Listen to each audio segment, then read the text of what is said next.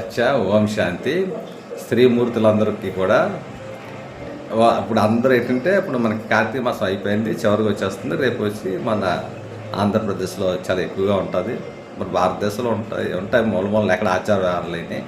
అయితే ఏంటంటే ఇప్పుడు అందరికీ కూడా ఎక్కువగా పోలీసు వర్గం అంటే అందరికీ స్వర్గం వెళ్ళిపోవాలని తెల్లవారులేసి స్నానాలు చేసేసి ఎంతెంత బ్రాహ్మణులు వస్తారో అవన్నీ తినుకుంటారు. అందరూ కూడా నాలంటే చిన్నప్పుడు అయితే ఇక్కడ పీలుకొని అది ఉంది, చెరువులు అవి ఉన్నాయి, నెర్లుకొని పీలుకొని అని అలా చెరువులో వెళ్తుండే. అప్పుడు బాగుండేది, మేము అంతా వెళ్ళేవాళ్ళం.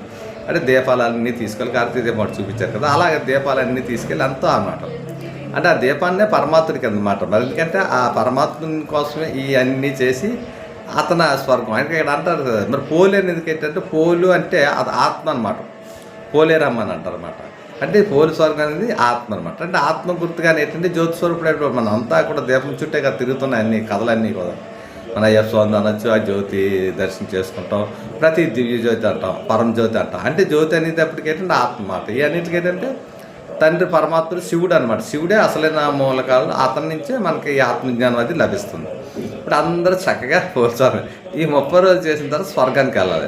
బాగుంది, అంత ఆచార వ్యవహారాలు, పద్ధతులు, ఒక నియమాలు చాలా ఉంటాయి. వెంటనే అయిపోయిన వెంటనే స్వర్గంలోకి వెళ్ళాలంటే సంతోషంగా, ఆనందంగా, సుఖంగా ఇంకా దానికి ఎందుకు వెళ్తాం? అక్కడ ఉన్న సుఖమే వేరు, అక్కడ ఉన్న సంతోషం, ఆనందం.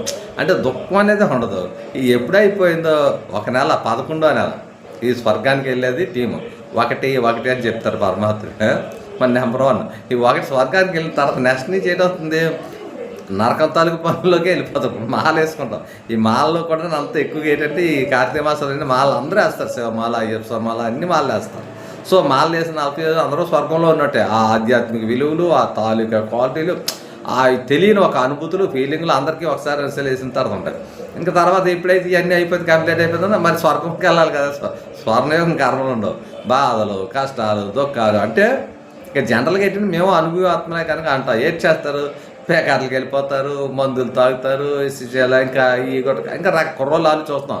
మాలేసినప్పుడు మన ఆంధ్రప్రదేశ్లో ఎవరైనా చక్కగా 41 రోజులు దీక్ష అన్నీ బాగానే చేస్తారు. తర్వాత మళ్ళీ అటుకి వెళ్ళిపోతారు. అటు వ్యసనాలకి వాటికి అలా అలా అలా అలా అలా బలైపోతారు. అంటే గొడవలు, పొట్లాలు ఇవన్నీ రకరకాలుగా వచ్చేస్తాయి. ముందు ఎవరు వెళ్ళాలి? అక్కడ ఆత్మ వెళ్ళాలి కదా.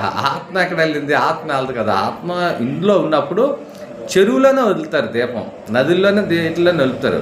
అంటే ఇక్కడ మీకు చాలాసార్లు చెప్పాను, నది అనేది ఏంటంటే జ్ఞానం. ఆత్మ ఎప్పుడు జ్ఞానంలో ఉండాలి. మీరు చేపను చూస్తారు, మొట్టమొదటి అవతారం చేప అవతారం చూపిస్తారు. ఎందుకని? చేప ఎప్పుడు నీటిలోనే ఉంటుంది. చేప ఎప్పుడు కూడా నీటిలోనే ఉంటుంది, కళ్ళు తెరుచుకొని ఉంటుంది అన్నమాట. అంటే నీకు ఎప్పుడు కూడా నువ్వు మెలకువలో ఉండాలన్నమాట. నేను ఎవరిని? ఆత్మని. ప్రతి ఆత్మ పరమాత్మ చూచాన్ని అందరికీ పోలీసు